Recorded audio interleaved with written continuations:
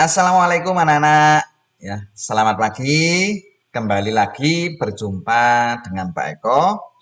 Nah, kali ini kita akan melanjutkan pembelajaran tema 9, ya, subtema 2, pembelajaran 3 dan 4. Ya. Yuk kita simak pembelajaran kali ini. Nah, anak-anak, yang pertama, kita akan mengenal yang namanya macam-macam energi. Ya, energi itu ada banyak. Ya, yang pertama ada energi bunyi. Nah, apa itu energi bunyi? Energi yang dihasilkan dari suara atau bunyi-bunyian. Nah, kamu lihat ini gambar di sini ada seorang anak yang lagi memukul drum.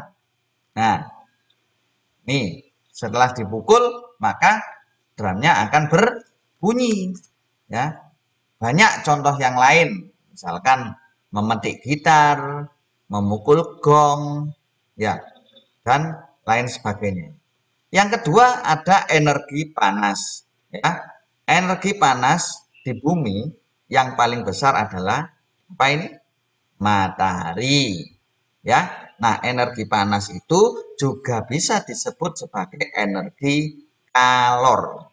Ya, dan manfaatnya sangat banyak sekali untuk manusia, ya, untuk menjemur, ya, untuk macam-macam, ya, untuk mengubah menjadi energi listrik, ya, dengan alat yang namanya panel surya, memanfaatkan energi panas matahari. Nah, yang ketiga ada energi listrik.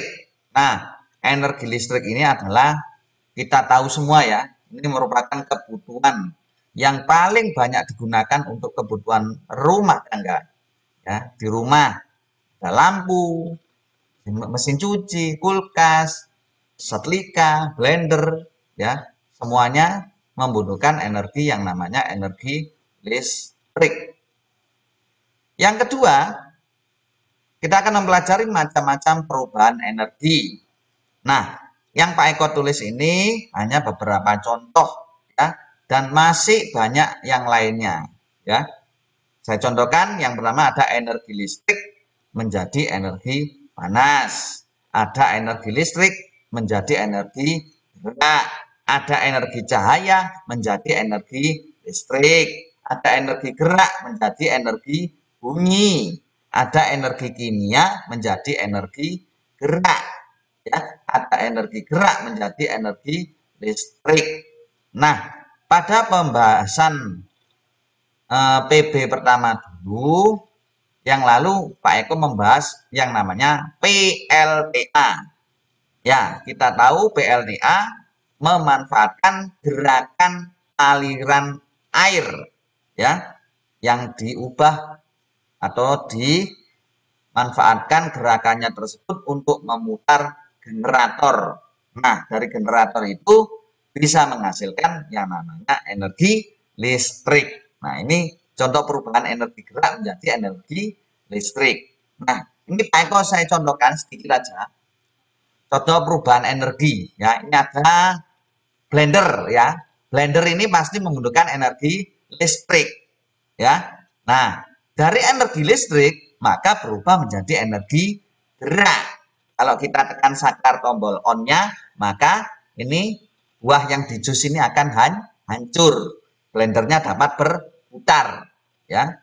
Yang kedua ada contoh panel surya. Nah, ini alat-alat ini fungsinya untuk menyerap sinar matahari, anak-anak, ya, yang diubah menjadi energi listrik. Jadi, lampu di rumah tidak memerlukan energi listrik kembali, ya. Cukup dari menyerap sinar matahari, kemudian dimasukkan alat, lalu alat tersebut berubah menjadi bisa menyalurkan energi listrik, ya. Yang ketiga, ini ada contoh anak memainkan piano. Nah, ini menyala ini pianonya, ya. Dari perubahan energi apa itu? Listrik menjadi bunyi, ya. Kalau kita pencet kan bunyi pianonya. Nah, itu contohnya, ya. Masih banyak yang lain anak-anak. Nanti kamu cari sendiri di rumah.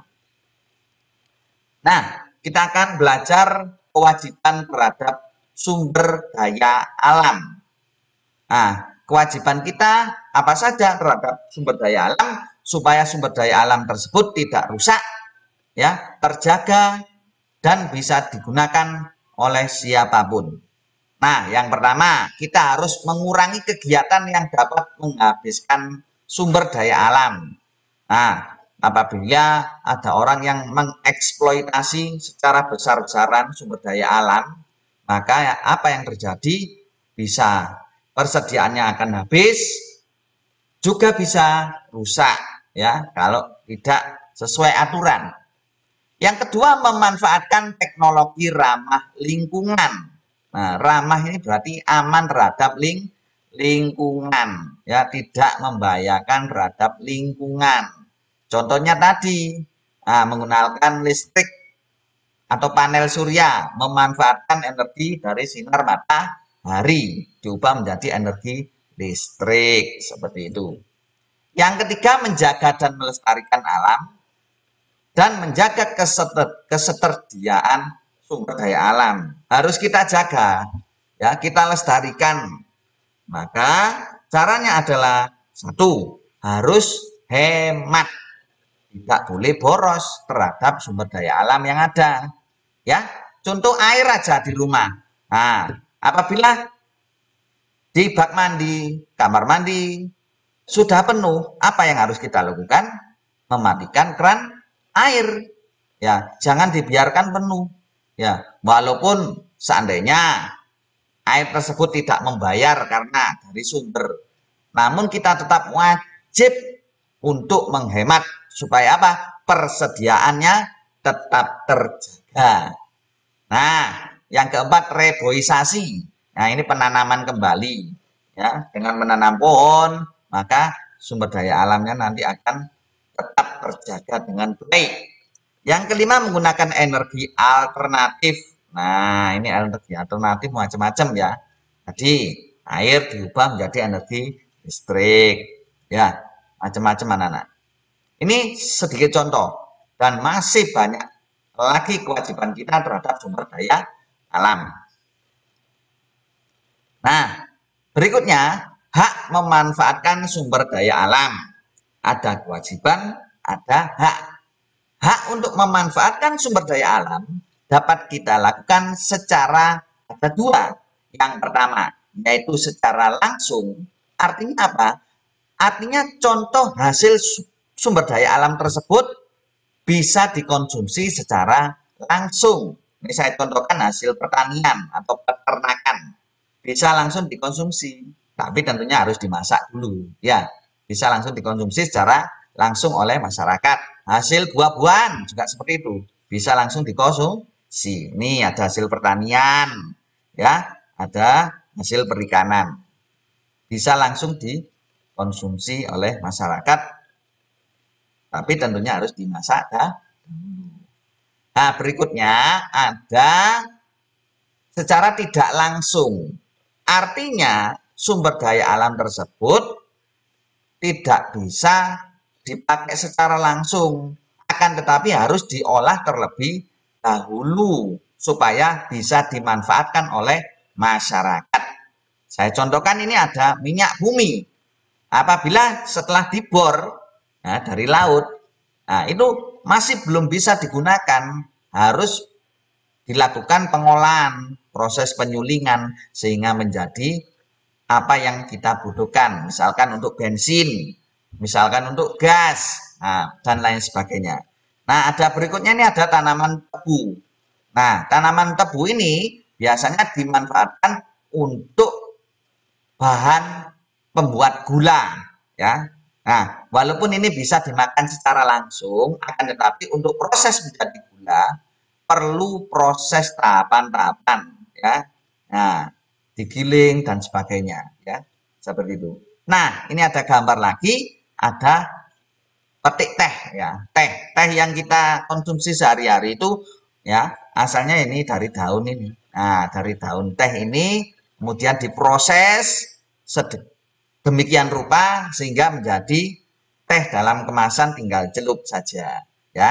Kalau kita celup sama daunnya yang masih hijau ini, ya, rasanya kurang kurang enak ya. Apalagi masih daunnya masih seger seperti ini, belum bisa menjadi teh anak-anak. Jadi dibutuhkan proses yang namanya diolah.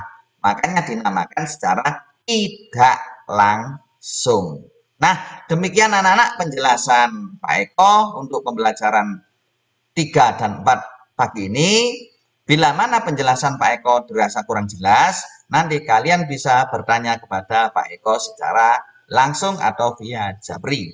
Demikian, selamat belajar. Assalamualaikum warahmatullahi wabarakatuh.